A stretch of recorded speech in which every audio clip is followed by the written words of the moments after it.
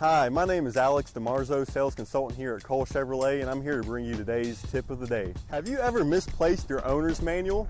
Well, good thing is now you don't even need this anymore. Let me show you today how to access it on the new infotainment on the brand new GM product. This is the page you're going to come to whenever you turn your vehicle on. If you would, swipe right, find the My GMC app, click on it. You're going to come to this home page here. You're going to swipe right, owner's manual. All right, say you get in your vehicle and you don't know how to adjust your steering wheel. And instead of having to go through your glove box, dig for your owner's manual, you can just find it on the radio here.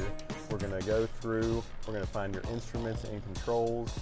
We're going to go to your controls here, and then we're going to go to your steering wheel adjustment. It's going to pop up, it's going to tell you exactly how to do it. Also check, see when you need to do your routine maintenance in your owner's manual. By going to your home page, you can go to your service and maintenance. You can look at your maintenance schedule.